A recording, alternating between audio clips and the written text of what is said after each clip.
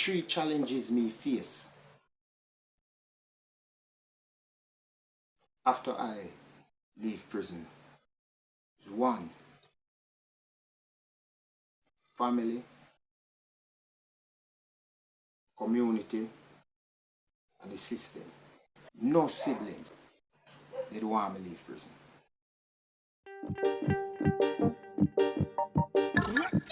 I mean, you say, hear me now. This is a soul fire production. Soul fire production. Soul fire production.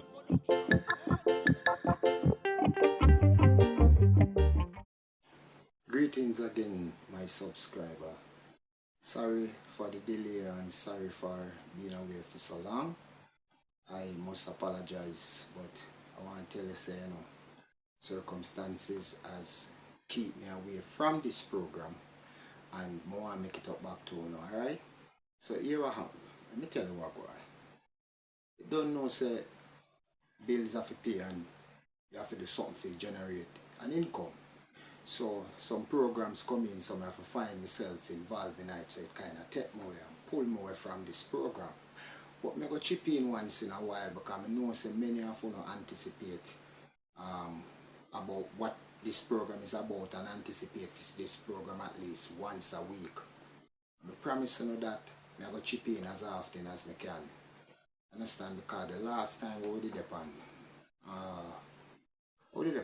death row.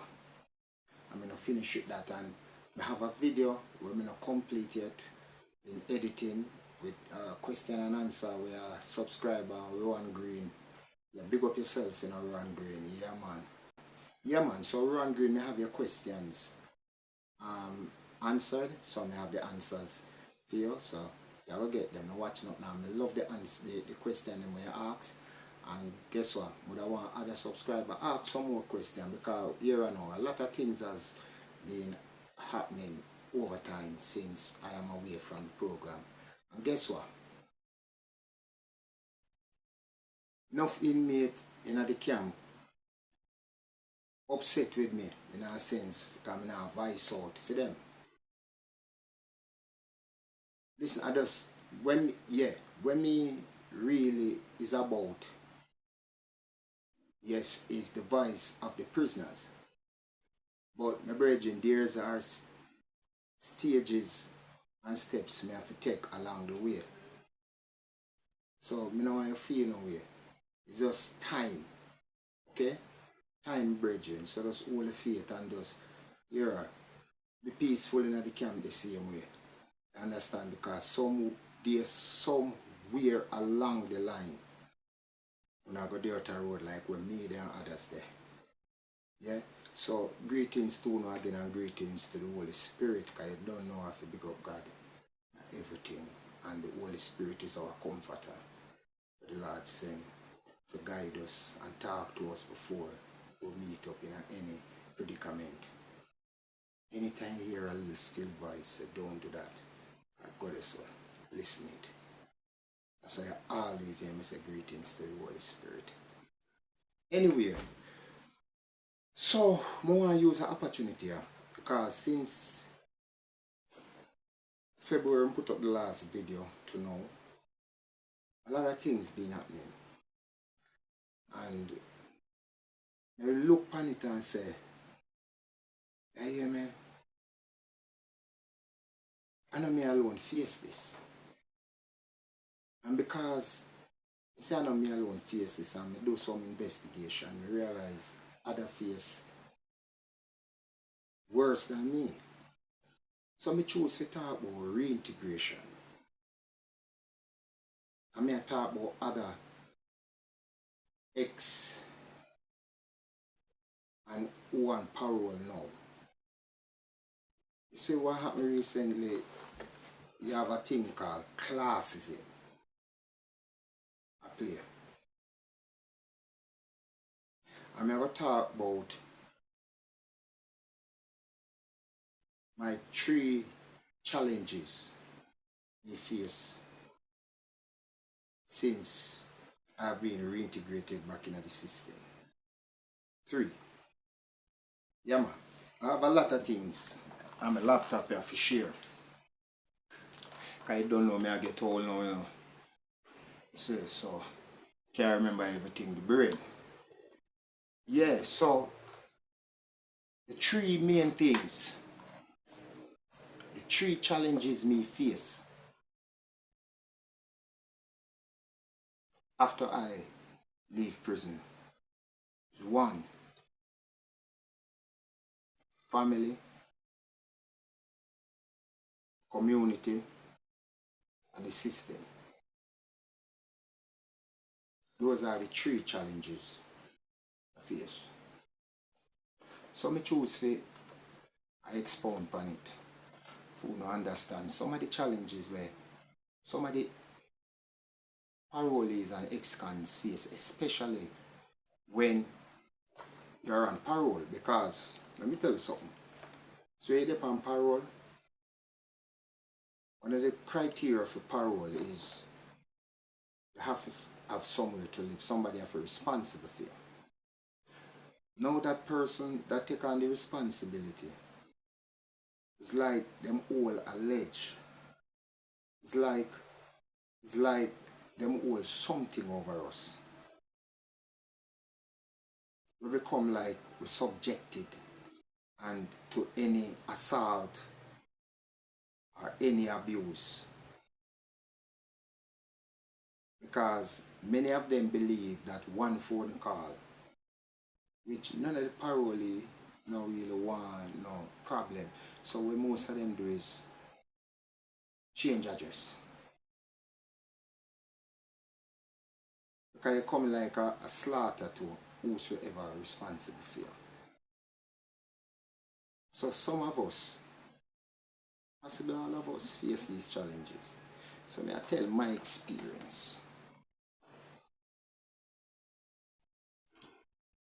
And we can start out by saying this, that we're going to talk about them in sequence. And the family challenge we face first. First thing we can say, no siblings. They don't want me to leave prison. It might be surprising to many viewers, listeners, but it's me go through the experience. And the experience was like this after my father died. 98. So many things was happening. First thing I heard my big sister say her birthright sell out. Didn't know what she mean. Then I heard my smaller brother. And these happen by phone calls. You know? Yeah, because I have a phone. I mean, I have a friend where I make sure call him and I dey on the line and he never know and him say, I'm alright, when me there, then I must come out. And then my big brother threatened me saying, we make me stay a prison for the rest of my life. Him call me and tell me that. And the other worst part is when they are prison and in my cell and a vice will say to me, take up your phone and call my friend with the other yard. I do that. When I do that, I said to her, I hold that night background, she said my mother and one lady live on the avenue. And I said, go to them, go around them, let me hear. And I happen to hear the lady say to my mother, now make him come and take no house for you, a few house, and your P pension. And then my mother said, somebody have to sign for him come out and me I go do it and me not sign for him, I don't want him here. And she said other things. They're not really important now, but based on when me hear, I decide to ask my uncle for pay for use him address and him do it. But he never have a room, which me have to have a room. So there was an empty room beside him and him talk with the landlord and him pay for the empty room 11 months. And so me get parole through my uncle. Because I couldn't use this address. Yes, I'm here.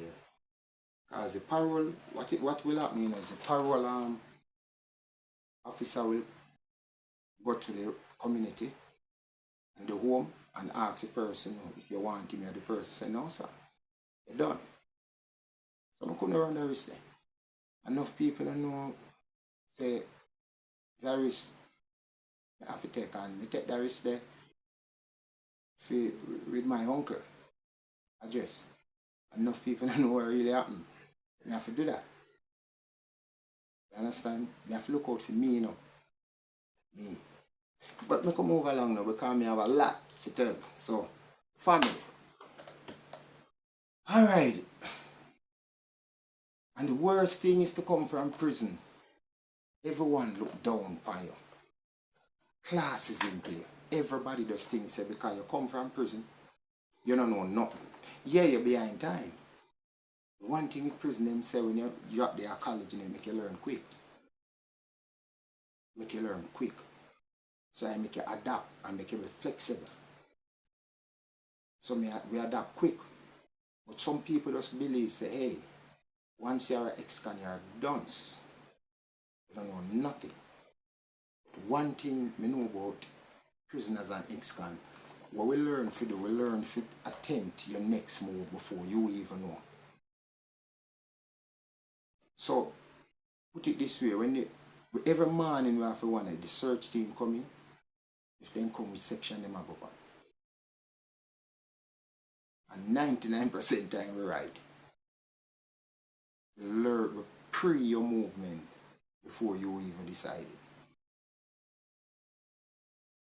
So some people where we encounter family, we face my challenges here, and me have to just go by the instruction of the authority. I'm go by the instruction and it turn out even family. And my biggest challenge. Tell you that. So one of the worst things to know is when that ex-person or inmate is awarded possession. Because that means, say, in my case, me that say, I'm second in charge of the property, and gosh, I don't know if me explain to you, you know already, me have a sick, disabled Down syndrome brother.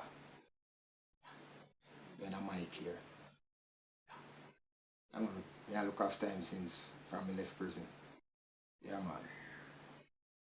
I'm a jar, you know. But anyway, possession. It was one of the reasons why I'm not left prison. I mean, know everything, you know, it's not who hear piece of story, know everything. I me know everything. I mean, I have to make decision based on what me know. And some decision me make my decision, try to make my decision correctly, because once you do it correctly, you can't wrong. And that me try do. And it go against me with family.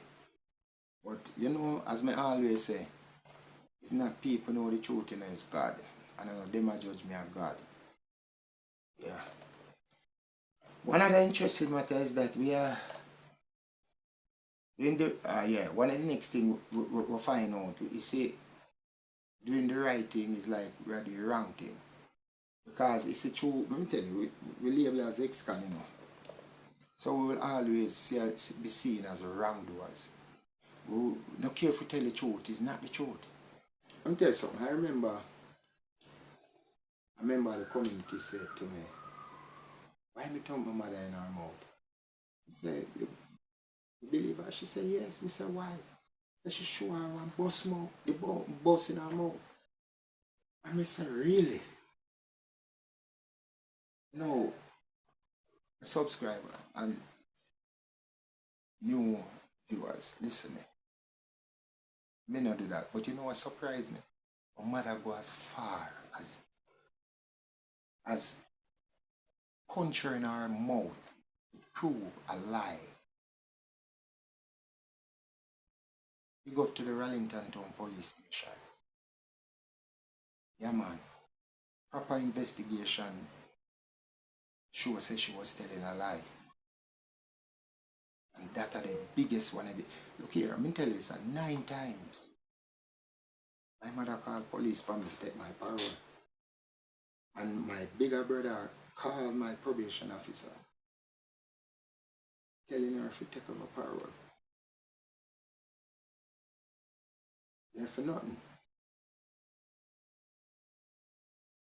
For nothing. So me face some wicked challenges, and others out there facing it, and we're not talking. But may I use this opportunity for voice out, to make people know what are some of the things we face. May I have this write down type up stated that no one knows what I've been through. No one can tell me what I've been through. At one point, my parole was at risk. Yeah, let me tell you something. Because of family, my parole was at risk twice. Twice. Helping out one, yeah, and the other one is the same with a mother.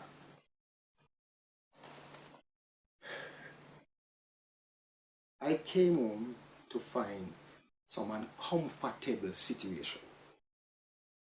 Garshamure, my brother, seen there, yeah, was being abused. Not by me, by his mother. The police is aware. I have evidence. 2 police receipt. And it reached a point that the police said to my probation officer, listen, it will reach a point where something seriously criminally happened. And we have to put on handcuff on both of them. Both of them. So listen, tell your client, go to the court and ask the court for help. All when that happen, we wait almost a year to find other solutions. Reaching out to families, her side, brothers and sisters, community, should say, her doctor, friends, the church. None of them respond for try to help me. Because I realized something, which I'm well hold back, but I realized something. So that is why I'm reach out. And nobody. So when me say something happened after, and I didn't report it. As the police said something criminally happened, and that was serious. We just decided to go to the court. Yeah. Just decided to go to the court. Protect my parole. Nobody now will feel it when they take it well. Me. And I done serve 21 years. I intend to serve another, not even another day. So my parole was at risk, and as I said, I have to big up the Wellington Town Police Station again. For them wisdom. Yeah, them wisdom. I move on. So, as we move on, there are a lot more. A lot.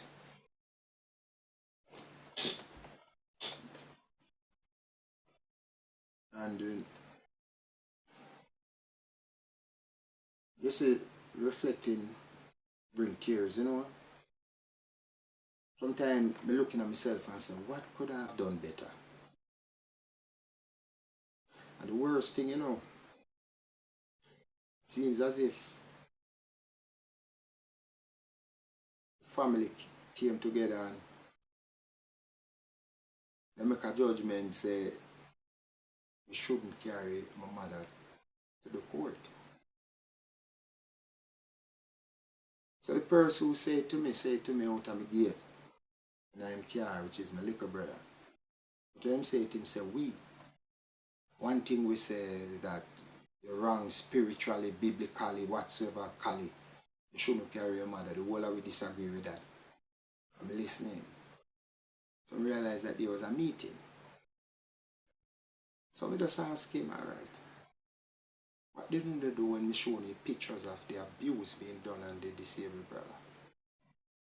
Trying to respond. None. And the only thing he did was drive away. He never said nothing. That's the truth. None of them respond. Many persons would see Gasha being abused and I sit back and leave it. I cannot leave it. Gasha is an angel, is innocent. So, I have to do it, and because of that, yes, I'm not the favored or liked in the family. Family are rob me incentive. My father lived with me. Enough people don't know that. But these are some of the challenges. That's one of the challenges I faced. The other challenge, as I said, is the system. The system fails us. I'll tell you the system fails us. You see, the system spend millions a year taxpayer paying money to rehabilitate us. And who is there? Inmates. Millions. And guess what? They expect, yes, us to reform and ready for society. So you get parole, you come out of your excon, whatsoever now. You apply to the system for a job. And the application, if you have to identify if you have criminal record. You identify yourself, say you have criminal record, you don't get the job. They themselves don't employ you. Them send the money, provide the money for rehabilitate you, Yet still, if them don't employ you, so if them don't employ you, how the private sector will employ you? So when many of us get job from, some of them have to tell lie to get a job. Now tell no lie. We can put integrity and morals first. So the system, instead them employ you, so that the public sector can see that and adapt the process, so an inmate no left prison and sit down and try to make ends meet. Your system fail us, I employ you. And see it, we set up a system like this. Yeah? And the system threaten me. So I expose them. When I expose them, I've seen and heard something, I've experienced an experience. And I choose to relate, I choose to talk it. And you are interested in listening. You don't want to employ me to give me a job, me have bills to pay. You're going to tell me write a book. Say me write a book it no more, give more detail. Yeah, could I write a book when I choose to do it that way because I love chat.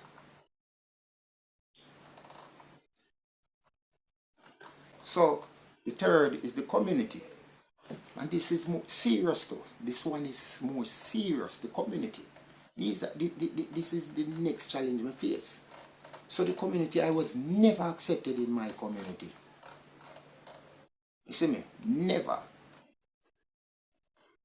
I was never, and I realized no excon is accepted in their community. They have to hide it. Sometimes they have to move from the community where they come from and go somewhere else and they make it be known. Because now they don't trust you. They look down upon you, the worst. One and two faithful, generous one with them, yes. I tell you something. That happened. That happened. At one point, a policeman asks me why so many children surround my person. Now, when me left prison, you know, I have a next program. I'm going to set up another channel called The Journey. That program will create when I'm in a prison, based on stories I hear from other inmates. Listen to them and see where they go wrong. We see where things can be corrected. So I decided to put this together and reach out to the youth. So starting out with my community. And instead the police think positive and think negative. And true, me no want no contention or no conflict, me just let go. Understand?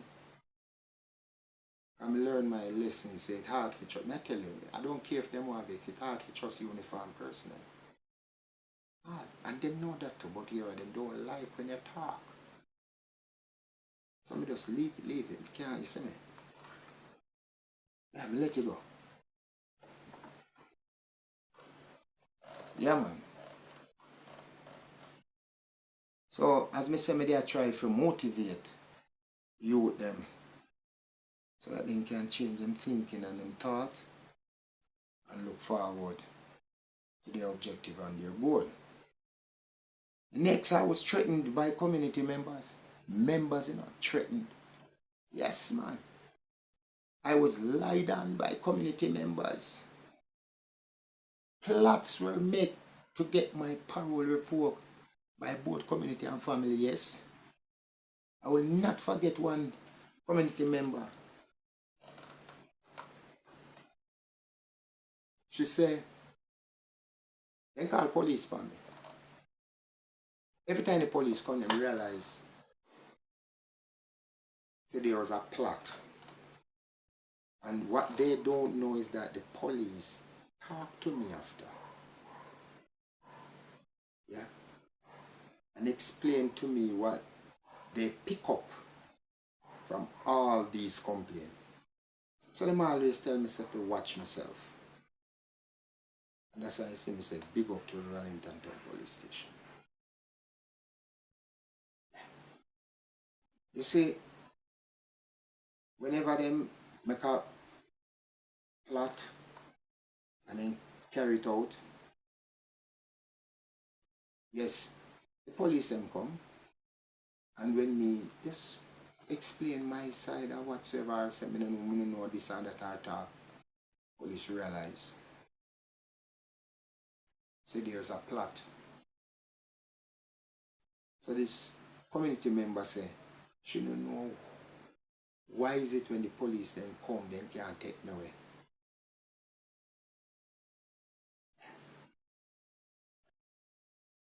So, even when my mother passed off, I have it held with my community, you know. And none of them were there to help. None of them was there when we need help. But you see, the thing is, this, somebody say if me hate them, I don't hate them, you know. I don't hate them because if me hate them, Satan, me say, that's him if you love me enemy and pray for them. Sometimes I have grief for them, you know. Sometimes I want to follow the mind. Yeah, I'll be realistic. Make we move on. We are upon the closing. We are wrap up now. So in closing, my brothers and sisters in a prison there. Leaving prison and reintegrating is not different from prison. A prison officer will come back. All I want to tell you, many of this we not face in a prison. And we don't know, we understand one another. You understand, we know if we live amongst one another. Understand? Because one of the challenges where it helps us, mold us, and build us is that, you know, that cell, 5 by 8, you know, where 5, 6, 7 man did in, you know, up to 7, should say. Yeah, and we have to live in that the small space. And know, say everybody have them do's and them don'ts and them likes and dislikes and this and that and with them, you know. So we have to learn So we come out, it not make a difference, but here and now. It causes conflict. Conflict.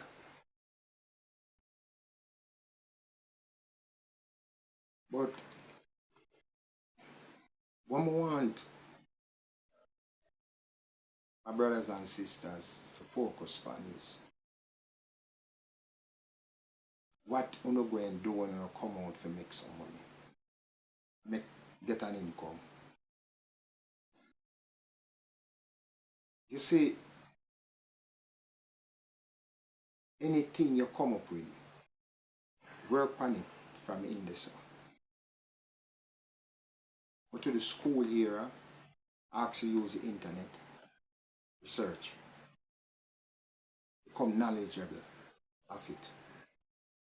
And when you come out, don't make nobody derail you from your goal. Fifth, whether for them purpose or any purpose, don't do it. I know some now might have good intention, but don't do it. Don't do it. You work on your goal. And I want to big up my friend Tommy. You know him always motivate me and encourage me, especially with this. Never discourage me from it. Him ever tell me one thing. Shouldn't show my face. But listen me now. He's a person I no fear, I'm not afraid. Why I'm saying I shouldn't show my face is because all the time around now, and you know what can happen. But you see what can happen is death. And that's everybody issue. You must get it too. So you don't win nothing. You see, if you never get it back, then you win. But you don't win when you know you have to get it back. See? So I don't fear that. So only I wish for more I really know what is beyond that. So you know. And I'm not high talking the truth, really. And my friend believes that, you know. But me just want to make it known, say, yo, yeah, my friend, me respect your concern, my friend. But me just feel good doing it this way. Yeah. Because normally people that say, see hide there, the person hides on the truth him attack. Everything when me attack on this program is truth. And I really want to get back into the groove and get back the time to continue this channel, because they have some things where interesting and I know say another 1 year or two. Yeah, man, we have some voice notes, some pictures, videos. Yeah. Prison now alright. Now alright.